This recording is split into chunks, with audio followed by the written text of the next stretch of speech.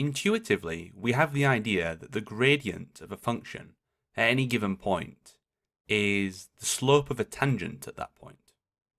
But how do we go about formalizing that and making sure we're rigorous in our calculations? Here's the common definition. Let f from r to r be a function. Then the derivative of f is called f dash of x, and it's equal to the limit as h goes to 0 of f of x plus h minus f of x all divided by h, if this limit exists. In some cases it doesn't. And to get an idea of why that's true, you can look at this diagram. So here we have this formula, fx plus h minus fx over h. Now this just gives you the gradient of the line between f of x plus h and f of x.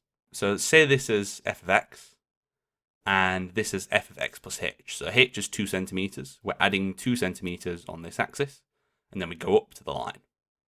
So that will give you this line, which is not a million miles away from the actual tangent at this point, but we can see that this one, when we take this point closer, is much more accurate.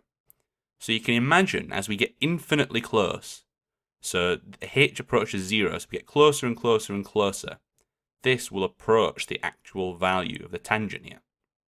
And that's what we're after. So let's try a few examples to have a go at calculating these. First, we'll do one that we all know, x to the n. We'll prove that the derivative of x to the n is n x to the n minus 1 for all n in natural numbers. And then secondly, we'll try a more complicated one, sine x, but again, another common one. So for the first one, we just substitute in our formulas for f as x to the n.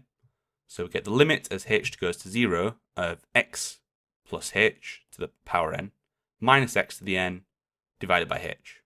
Now the trick with this one is to use the binomial formula to expand this one out. And so if we do that, we end up with this big long list, so x to the n plus n choose 1 h, x to the n minus 1, so on and so forth. And then eventually, when you get to the end, you have this term plus h to the n minus x to the n. But we notice that there is an x to the n here and an x to the n here that can be all cancelled out. So we do that and we write out again.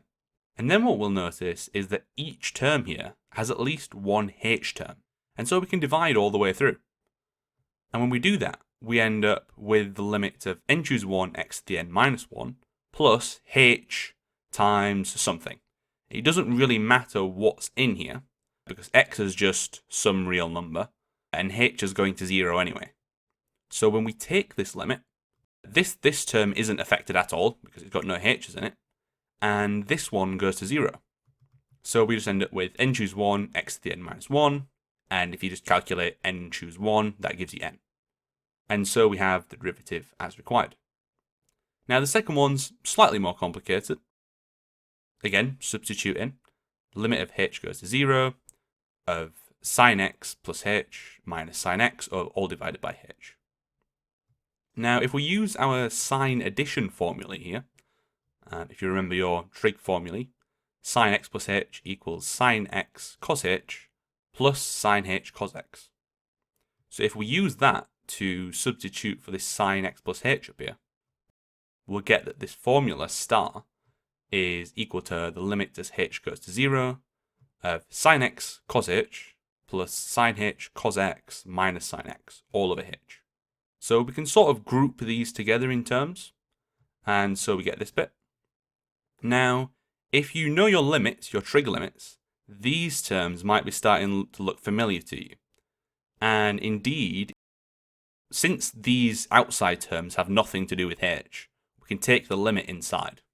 Since these outside terms have nothing to do with h, we can take them inside. And so if we do that, you'll notice that these are very, very common trig limits. And I've written them out here. I'll put a link in the description if you haven't seen them before. It's a very common result. The limit as h goes to 0 of cos h minus 1 over h is 0. And the limit, the equivalent limit for sine h over h is equal to 1. So if we substitute this into here, we get that the answer is cos x, just as you'll have been taught in school.